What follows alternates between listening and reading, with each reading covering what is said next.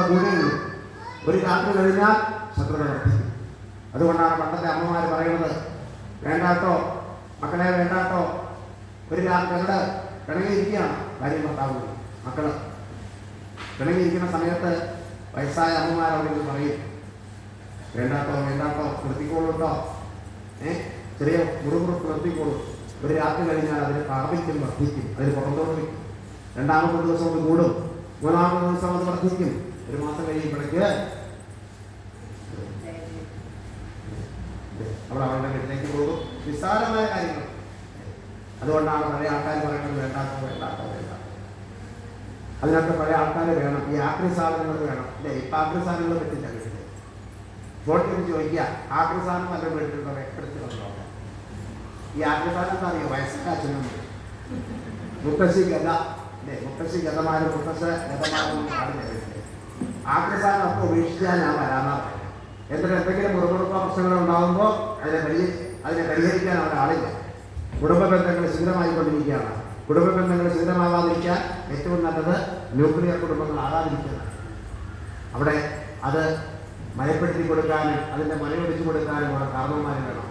കാരണവന്മാരുള്ള കുടുംബങ്ങളാണ് ഏറ്റവും നല്ല കുടുംബങ്ങൾ. വയസ്സായ ആൾക്കാരുള്ള കിട്ടുന്ന പോയി കല്യാണം കഴിപ്പിക്കുക, അതാണ് ഏറ്റവും നല്ല മാർഗം. ഈ ഒറ്റയ്ക്കൊറ്റയ്ക്കായിട്ട് അവരുടെ പ്രശ്നങ്ങൾ അവർ പറഞ്ഞു നീക്കില്ല. അതാണ് ഇവിടെ എന്തെല്ലാം മൂല്യങ്ങളാണ് രക്ഷകാലത്തിലൂടെ നമുക്ക് പറഞ്ഞു തന്നത്.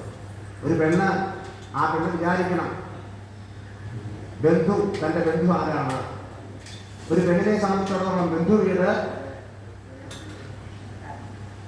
ഭർത്താവിൻ്റെ വീടല്ല, സ്വന്തം വീടാണ്. പെണ്ണിനെ സംബന്ധിച്ചിടത്തോളം ബന്ധു വീട് സ്വന്തം വീട്. ഒരാണിനെ സംബന്ധിച്ചിടത്തോളം അവൻ്റെ ബന്ധുവീട് ഭാര്യ വീട്. ഇതാണ് ആണും പെണ്ണും തമ്മിലുള്ള വ്യത്യാസം. ഇത് എത്ര പെൺകുട്ടികൾക്ക് അറിയാം? ഇത് പെൺകുട്ടികൾക്ക് ക്ലാസ് കൊടുക്കേണ്ടതാണ്.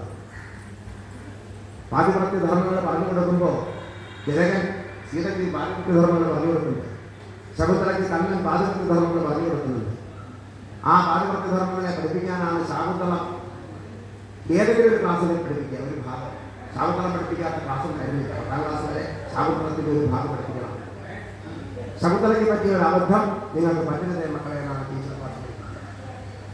ശകുന്തള ആരും അറിയാതെ ഗാന്ധർവ വിധി പ്രകാരം വൃക്ഷത്തിനെ വേട്ടു ആ മോതിരം വെച്ച് കഴിഞ്ഞിട്ടുണ്ട്, അല്ലേ? എന്നിട്ട് ഗർഭവതിയായി. കണ്ണൻ അവിടെ ഉണ്ടായിരുന്നില്ല. ആ ഗർഭിണിയായ ആ കുട്ടിയെ പറഞ്ഞയക്കുകയാണ്. അവിടെ ചെന്നപ്പോൾ ഭർത്താവിന് വേണ്ട, എന്നെ ഞാൻ അറിയില്ല എന്ന് പറയുന്നു. ഏതോ ഒരു മഹർഷി കൊണ്ടുപോയിട്ട് കശ്യപൻ എന്ന് പറയുന്ന മഹർഷി, മരീചി എന്ന് പറയുന്ന മഹർഷി കൊണ്ടുപോയിട്ട് വളർത്തുന്നു. ആ കുട്ടിയെ പ്രസവിക്കണം അവിടെ വെച്ച്. പിന്നീട് തിരിച്ചറിയണം, മോതിരം കിട്ടുന്നു, തിരിച്ചറിയുന്നു. ഒരു വലിയ ട്വിസ്റ്റ് ആ കഥയിൽ വരുന്നു. ഇതൊക്കെ എന്തിനാണ് പഠിപ്പിച്ചിരുന്നത്? കുട്ടികൾക്ക് എനിക്ക് ബോധമുണ്ടാകാൻ കണ്ണൻ പറഞ്ഞയക്കുന്നുണ്ട്. പാതിവ്രത്യ ധർമ്മങ്ങൾ ഉപദേശിച്ചു കൊടുക്കുന്നുണ്ട്. അവിടെ വേറെ ഭാര്യമാരുണ്ടാവും. അവരോട് നീ നല്ല സമന്വയത്തിൽ പെരുമാറണം, പോലെ കാരണവന്മാരെ സ്നേഹിക്കണം, വേണ്ടതെല്ലാം അവർക്ക് ചെയ്തു കൊടുക്കണമെന്നെല്ലാം പറഞ്ഞ് പുത്രീധർമ്മങ്ങളെല്ലാം എത്തിക്കാൻ പാകത്തിന് പറഞ്ഞു കൊടുത്ത് പറഞ്ഞയക്കുന്നുണ്ട്. ഇതൊക്കെ എന്തിനാണ് നമുക്ക് സിലബസിൽ വെച്ചിരുന്നത്? ഇതെല്ലാം നമുക്ക് പാഠങ്ങൾ കൊടുക്കാൻ വേണ്ടിയിട്ടാണ്.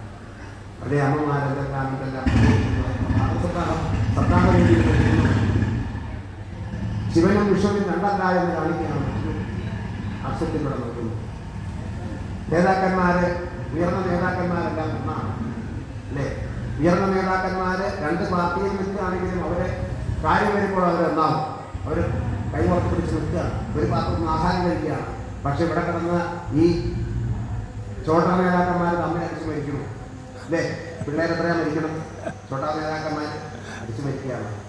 മറ്റേ നേതാക്കന്മാരൊക്കെ ഒന്നാണ്. ശിവനും ശ്രീപരമേശ്വരനും മഹാവിഷ്ണു ഒന്നാണ്. മമ്മിയൂരപ്പനും ഗുരുവായൂരപ്പനും ഒന്നാണ്. മമ്മിയൂരപ്പനെ ചെന്ന് തൊഴിലാൽ ഗുരുവായൂരപ്പന് ലക്ഷ്യമില്ല, ഗുരുവായൂരപ്പനെ ചെന്ന് തൊഴിലാൽ മമ്മിയൂരപ്പന് ലക്ഷ്യമില്ല.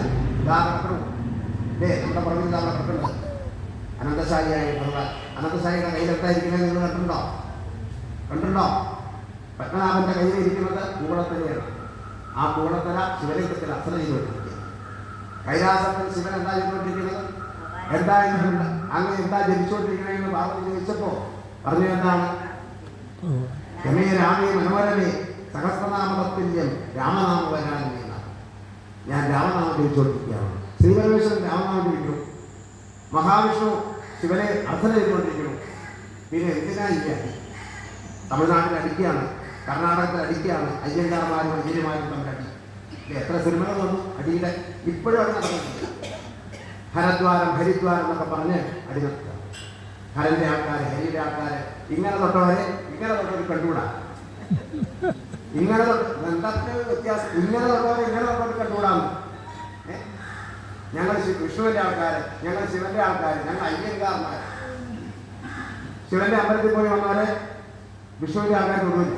ശ്മശാനത്തിൽ പോയി വന്നതാണ്. ഭസ്മം പറഞ്ഞതുകൊണ്ട് ശ്മശാനത്തിൽ പോയി വന്നതിന് കുളിക്കണം തൊട്ടാൽ. എന്താ കേരളത്തിൽ മാത്രമില്ല കേട്ടോ. ശിവന്റെ ക്ഷേത്രത്തിലെ സപ്താഹം, ശിവന് ഏറ്റവും ഇഷ്ടം സപ്താഹമാണ് ഭഗവാന്റെ കഥ കിട്ടുന്നത്. ഇത് തമിഴ്നാട്ടുകാരിൽ എന്താ നിങ്ങൾ കഥ ചെയ്യുന്നത്? ദേവിയുടെ ക്ഷേത്രത്തിൽ സപ്താഹം, ശിവന്റെ ക്ഷേത്രത്തിൽ സപ്താഹം. എന്താ അങ്ങനെ? ശിവന്റെ ക്ഷേത്രത്തിൽ ശിവപുരാണല്ലേ വായിക്കേണ്ടത്. ഇപ്പോഴും ആളുകൾ പറഞ്ഞിട്ടുണ്ട് ശിവന്റെ ക്ഷേത്രത്തിൽ ശിവപുരാണം അറിയേണ്ടത്. ഒന്നും ഇവിടെ പറഞ്ഞിട്ടില്ല, രണ്ടുപേരും ഒന്നാണ്. ഗുരുവായൂരപ്പനെ സ്തുതിക്കാനുള്ള സ്തുതി ആരാ എഴുതി കൊടുത്തത്? മമ്മിയുടെ അപ്പൻ. അതുകൊണ്ടാണ് നമ്മൾ മമ്മിയിൽ പോണേ. ഹംസകുറ്റിയ സ്തോത്രം എഴുതി കൊടുത്തത് രുദ്രഗീതം. രുദ്രഗീതം എഴുതി കൊടുത്തത് പ്രിയദർശനർക്ക് രുദ്രഗീതം കൊടുത്തത് മമ്മിയുടെ അപ്പനാണ്. അതുകൊണ്ട് ഗുരുവായൂരപ്പനെ കഴിച്ചു നോക്കൂ. ആ സ്തുതിയുണ്ട് ഗുരുവായൂരപ്പൻ. അപ്പൊ ഇവർക്ക് യാതൊരു വ്യത്യാസങ്ങളുമില്ല. നമ്മൾ എന്തിനായി പറഞ്ഞു എനിക്ക് ശിവനെ തൊഴണം, ശിവനെ തൊഴാതെ സമാധാനമാണ്, വിഷ്ണുവിനെ തൊഴാതെ സമാധാനിക്കുക, എനിക്ക് വിഷ്ണുവിനെ തൊഴാതെ ഈ വ്യത്യാസങ്ങൾ മാറ്റില്ല. ഈ വ്യത്യാസങ്ങൾ മാറിയത് എന്തുകൊണ്ടാണ് കേരളത്തിൽ?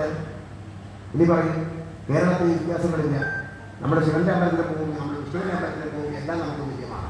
ഒറ്റത്തപ്പനും നമുക്ക് ഒരുപോലെയാണ്, ശബരിമല ശാസ്താവും നമുക്ക് ഒരുപോലെയാണ്, ഗുരുവായൂരപ്പനും നമുക്ക് ഒരുപോലെയാണ്, അമ്പലപ്പുഴത്തേവരും നമുക്ക് ഒരുപോലെയാണ്. എന്താ കാരണം? സപ്താഹങ്ങൾ നടക്കുന്നതുകൊണ്ട്. ഈ ദക്ഷയാഗ കഥ ഇന്നും വരെ തുടങ്ങിയതല്ല.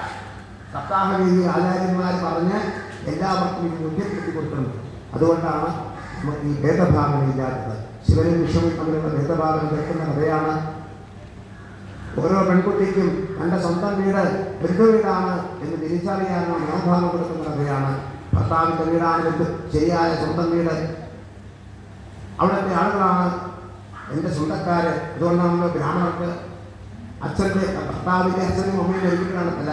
10 ദിവസം വിലയാണ് ആ പെൺകുട്ടിക്ക്. സ്വന്തം വീട്ടിൽ വില 3 ദിവസം, 3 ദിവസം രുക്കുവരെയും ബ്രാഹ്മണ. എങ്ങനെ എന്തിനാണ് വെച്ചത്? ചിലത് ചോദിക്കും, എന്താ സ്വന്തം അച്ഛനും അമ്മയും മരിച്ചവർ വിലയില്ലേ, നിങ്ങളുടെ 3 വിലയായി പറഞ്ഞത്? ഈ ബന്ധം ഉറപ്പിക്കാണ്. ആ പെൺകുട്ടിക്ക് ഇതെൻ്റെ അമ്മയാണ്. കല്യാണം കഴിഞ്ഞ് അവിടെ ചെന്ന് കഴിഞ്ഞാൽ, ആ പടിയൊക്കെ കയറി കഴിഞ്ഞാൽ ഇതെൻ്റെ അമ്മയാണ് തോന്നണം. ഈ അമ്മ മരിക്കുമ്പോഴാണ് ഞാൻ അങ്ങനെ ഇരിക്കേണ്ടത് എന്ന് ആ കുട്ടിക്ക് തോന്നണം. ഈ അച്ഛൻ മരിച്ചാലാണ് എനിക്ക് വിലയുണ്ടാവാൻ പോകുന്നത് എന്ന് ആ കുട്ടിക്ക് തോന്നണം. ആ പഴയ ബന്ധത്തിൽ നിന്ന് ആ ഗോത്രം തന്നെ വിട്ടുപോകാണ് ആ കുട്ടി. ആ ഗോത്രമില്ല. അതുകൊണ്ടാണ് അച്ഛോള് എവിടെ ഇരിക്കുന്നവർ അച്ഛോളുണ്ട് അച്ഛനാണ് മനസ്സിൽ ഒരു ബന്ധമില്ല. ഈ അമ്മായിമാരുമായിട്ട് ബ്രാഹ്മണത്തതിൽ ബന്ധമില്ല. പേരസ്യായിട്ടും ചിറ്റസ്യത്തിലായിട്ടാണ് ബന്ധം. വന്നു കയറി വെക്കാറുണ്ട്. ആ ഗോത്രത്തിലേക്ക് വന്നു കയറാണ് ആ കുട്ടി. പിന്നെ 80 കൊല്ലം 90 കൊല്ലം ആ ഗോത്രത്തിലാണ് അമ്മ. പഴയ ഗോത്രം വിട്ടു വ്യത്യസ്തമായ ഗോത്രം എന്നാണ് കല്യാണം കഴിക്കുക. അപ്പം ഇതൊക്കെ എന്തിനാണ് ഉണ്ടാക്കി വെച്ചത്? ഇതെല്ലാം നമ്മുടെ അടിസ്ഥാന പ്രമാണങ്ങളാണ്. സ്വന്തം അച്ഛനും അമ്മയും ആണ്. ഇപ്പം കേരളത്തിലാണ് മഹത്തായൊക്കെ വന്നത്. കേരളത്തിൽ മാത്രമേ ഉള്ളൂ അത്. കുറച്ച് ആൾക്കാർ ഇപ്പം അതൊക്കെ മാറിയുണ്ട് കുറേയൊക്കെ. അച്ഛനും അമ്മയ്ക്കും പെൺകുട്ടിക്ക് കർമ്മത്തിന് അധികാരമില്ല. സത്യത്തിൽ ഒരു ബലി പോലും ആ പെൺകുട്ടിക്ക് ആവശ്യമില്ല. ഇപ്പം പെൺകുട്ടികളാണ് മുഴുവൻ പോയി ബലിയിട്ടുണ്ട്. കഷ്ടം തോന്നിയിട്ടുണ്ട്. ആ ചലാമത്തൊക്കെ ഈ പെണ്ണുങ്ങളെ വിളിച്ചു കയറി ഉയർന്നെടുത്തുകൊണ്ട് നിന്ന് ബലിയിടുന്നത് കാണുമ്പോൾ സങ്കടം തോന്നും. ബ്രാഹ്മണർക്ക് ഇതാ കാരണം. ബ്രാഹ്മണക്കുട്ടികളൊന്നുമില്ല, ബ്രാഹ്മണക്കുട്ടികളില്ല. അവിടെ ബ്രാഹ്മണക്കുട്ടികൾക്ക് ബലിയിട്ടാൽ മതി, തർപ്പണം ചെയ്താൽ മതി, ശ്രാദ്ധ കൂട്ടിയാൽ മതി, അതിൻ്റെ കൂടെ നിന്ന് സഹായിച്ചാൽ മതി. ആ പെൺകുട്ടിക്ക് ഈ മറ്റുള്ളവർക്ക് എന്താ സംഭവിച്ചത്? അവരാണുങ്ങളൊന്നും പോവില്ല. ആണുങ്ങളൊക്കെ ബാറിലും സിനിമാക്കൊട്ടയിൽ വരും അച്ഛൻ്റെ ശ്രാദ്ധ ദിവസം. ഈ പെൺകുട്ടികളുടെ പാവം അവർ കഷ്ടപ്പെട്ടു പോകണം. അവരോടത് പറഞ്ഞിട്ടില്ല പോകണമെന്ന്. അവരത് ചെയ്യേണ്ട ആവശ്യമില്ല. കാരണം അവർക്ക് വീടിനുള്ള പണി മാത്രം എടുത്താൽ മതി. ഭാഗവതം പറയുന്നത് വീടിനുള്ള കഷ്ടപ്പെട്ട് എല്ലാവർക്കും വേണ്ട കർമ്മങ്ങൾ ചെയ്യുക, എല്ലാവർക്കും വേണ്ടതെല്ലാം ഒരുക്കി കൊടുക്കുക, ആഹാരം ഉണ്ടാക്കി കൊടുക്കുക. അതുകൊണ്ട് തന്നെ അവരുടെ സകലഭാഗങ്ങൾ ചെയ്യും. ആ കിഴക്കോട്ട് നിന്നിട്ട് ആ പുഴുക്കളെ ഒന്ന് സങ്കല്പിച്ച് എൻ്റെ അച്ഛ അമ്മ എന്ന് പറഞ്ഞ് ഒരു ഉള്ള ചോറ് ആ റോസിത്തറയിൽ കൊണ്ട് വെച്ചാൽ മതി. വേറെ ഒരു കാരണമില്ല. ബ്രാഹ്മണൻ കൂടി അങ്ങനെയാണ്. ഒരു ഇലക്കഷണത്തിൽ ഒരു ഇത്തിരി ചോറ്, ഉണക്കച്ചോറ് അവിടെ കൊണ്ടുവച്ച് പ്രാർത്ഥിച്ചാൽ മതി. അവൾക്ക് അവൾ ചെയ്യുന്ന അവളുടെ പ്രസവത്തോടു കൂടി അവളുടെ ദുരിതം ചെയ്തു. ആ കുട്ടികളെ വളർത്തുന്നതുകൊണ്ട് അവളുടെ ദുരിതം തീർന്നു. ആ അച്ഛനമ്മമാരെ നോക്കുന്നതുകൊണ്ട് അവളുടെ ദുരിതം തീർന്നു. അവർക്ക് യാതൊരു കർമ്മം ചെയ്യേണ്ട, കർമ്മം മുഴുവൻ ചെയ്യേണ്ടതാക്ക ഈ മഹാഭാവികളാണ് ഞങ്ങളെ പോലുള്ള ആളുകൾ. അങ്ങനെ ഞാൻ പറയും. കാരണം ഏറ്റവും കൂടുതൽ പുണ്യം കുറവാണ്. എൻ്റെ അമ്മയുടെ കണ്ടിട്ട് ഞാൻ വളർന്നപ്പോൾ അമ്മയെ കുറിച്ച് ഓർക്കുന്ന സങ്കടമായി. എൻ്റെ അമ്മ എത്ര കഷ്ടപ്പെട്ടു.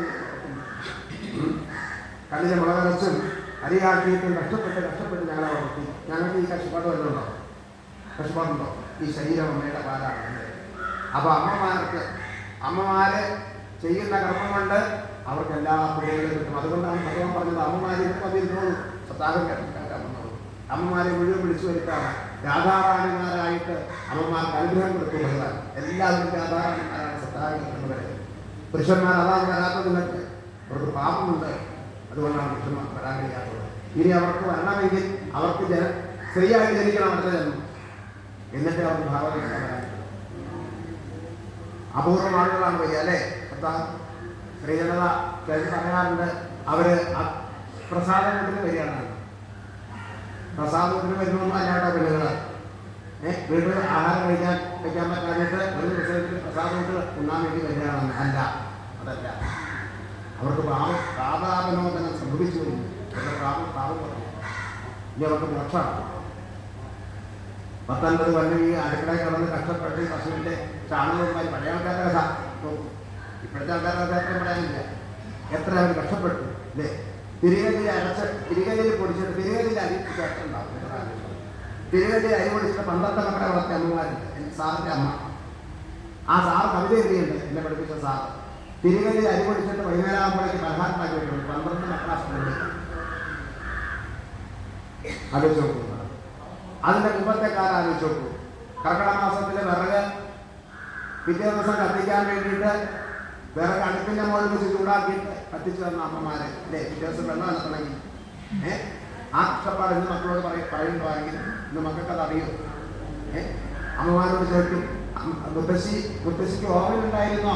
ഇപ്പോഴത്തെ കുട്ടിയോട് ചോദിക്കുക, അടുക്കളയിൽ ഓവൻ ഉണ്ടായിരുന്നു, ഇലക്ട്രിക്കോ? പിന്നെ അതിൻ്റെ അപ്പുറത്തെ സാധനം ഉണ്ടായിരുന്നു എന്നാ പറയുന്നത്. പൊങ്ങച്ചത്തിന്. കാരണം എനിക്ക് പേരക്കുട്ടിയുടെ ചെറുതാവും. പേരക്കുട്ടിയുടെ അടുത്ത് ചെറുതാവാതിരിക്കാൻ വേണ്ടിയിട്ട് ഓവൻ അന്നേ ഉണ്ടായിരുന്നു 100 കൊല്ലം മുമ്പേ.